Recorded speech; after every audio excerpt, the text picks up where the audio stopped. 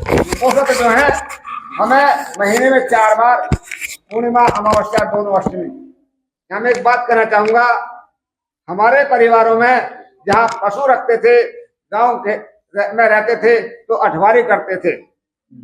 8वें दिन अठवारी करते थे और अष्टमी को पूजते थे, अमावस्या को पूजते थे, पूर्णिमा को पूजते थे। क्यों? क्योंकि हमारे अपने पर्व हैं। भगवान बुद्ध ने अपने लोगों को, समाज को उस समय संदेश दिया कि हमें कम से कम 8 दिन में एक बार उपोषित व्रत रखना चाहिए। वो कैसे रखना है?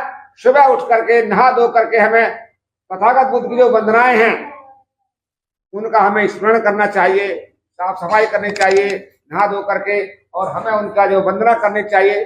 साथ में हमें धर्म का अध्ययन करना चाहिए, ये तक नहीं, और उतना नहीं, हमें ध्यान साधना का भी अभ्यास करना चाहिए, मेडिटेशन। क्योंकि बुद्ध को जो ज्ञान प्राप्त हुआ है वो किताबों से नहीं हुआ, वो ध्यान से हुआ, मेडिटेशन से हुआ। अभी जानते हैं ना, ध्यान से हुआ।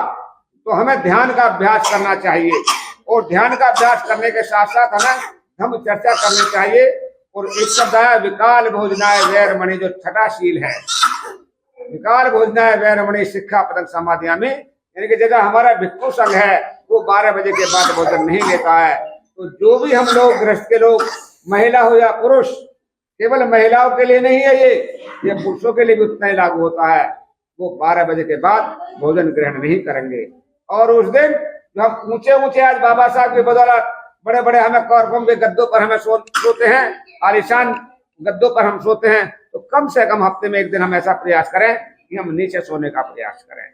उस दिन हम ब्रह्मचर्य का पालन करें, और जो नाच गाना है, यानी कि संगीत है, टेलीविजन है, मोबाइल है, इससे हम दूर रहने का प्रयास करें। और जो माला गंध विलेपन धारण मंडन विभूषण अट्ठाना वैरमणि, जो हम इनको महिलाएं खासतौर से श्रृंगार करते हैं, उस दिन हमें इससे दूर रहना चाहिए, अष्टशीलों का पालन करना चाहिए। अगर हम ऐसा करते हैं तो निश्चित रूप से हमारी जो जनरेशन है, हमारी जो वो बौद्ध परंपरा, बौद्ध संतति और बौद्ध संस्कृति की शुरुआत होगी। एक बात आई पूजा की। हमारी पूजा हम क्यों करते हैं? अन्य धर्मों में और बौद्ध धर्म में क्या अंतर है? जो हम बुद्ध का रूप रख रहे हैं, बाबा साहब का रूप रख रहे हैं, किस लिए रखते हैं? हमें प्रेरणा लेने के लिए। कौन नहीं चाहेगा हमारा बच्चा डॉक्टर अम्बेडकर की तरह बने? कोई ऐसा है जो नहीं चाहता हो हमारा बच्चा डॉक्टर बाबा साहब अम्बेडकर की तरह बने? वो तभी बनेगा जब बाबा साहब का फोटो हमारे घर में होगा, बाबा साहब की शिक्षाओं की हमारे घर में चर्चा होगी, हमारे बच्चों को पता लगेगा कि कितनी डिग्रियां बाबा साहब ने ली, तो हम उन जैसा बनने का प्रयास करते हैं। बुद्ध कहते हैं, बुद्ध का फोटो मूर्ति क्यों रखते हैं घर में? कि बुद्ध जैसा बनने का प्रयास करें, यानी कि बुद्धत्व प्राप्त करने का प्रयास करें। तथागत बुद्ध कहते हैं कि बुद्धत्व के बीज हर मनुष्य में होते हैं। हर मनुष्य बुद्ध बन सकता है, तथागत बुद्ध कह गए हैं। और जिन लोगों ने प्रयास किए हैं, अगर बुद्ध नहीं बन पाए हैं तो बोधिसत्व बहुत सारे लोग बने, यानी कि बुद्ध की जो 10 पारमिताओं का पालन करते हैं वो बुद्ध बनते हैं, बुद्धत्व की प्राप्ति करते हैं। और जो 6 पारमिताओं का पालन करते हैं वो बोधिसत्व कहलाते हैं। ऐसे बहुत सारे लोग बोधिसत्व हुए हैं।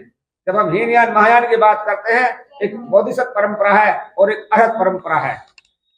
अरहत परंपरा में जो अरहत होते हैं, जिन्होंने अरिहंत, अरि माने दुश्मन, अंत माने जिनको मार दिया हो, जो हमारे दुश्मन है, लोभ, द्वेष, राग, अहंकार, इनका मर्दन करना, इनकी हत्या करना, इनको मारना, इनको अपने आप से खत्म करना आप भी कर सकते हो।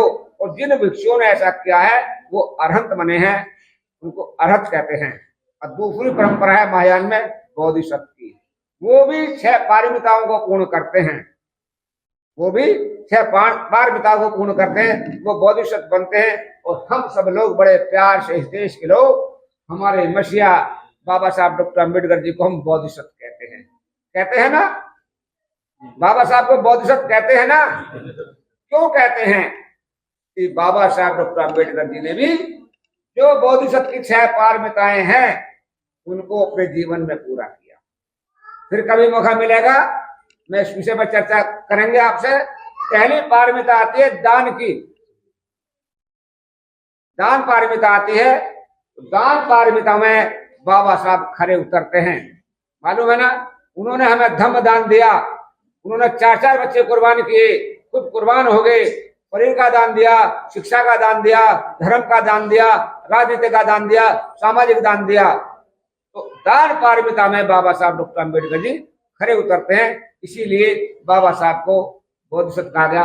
5 जो प्रतिज्ञाएं हैं, पारमिताएं सॉरी, उन पर भविष्य में कभी चर्चा करेंगे। तो बस मैं इतना ही कहते हुए अपनी वाणी को विराम दूंगा कि हमें बुद्ध जैसा बनने का प्रयास करें, बाबा साहब जैसे बनने का प्रयास करें। इसीलिए हम अपने घरों में भगवान बुद्ध की मूर्ति रखते हैं, फोटो रखते हैं बाबा साहब का, कि उनसे हम प्रेरणा लेते रहें। जय भीम, नमो बुद्धाय। जय भीम।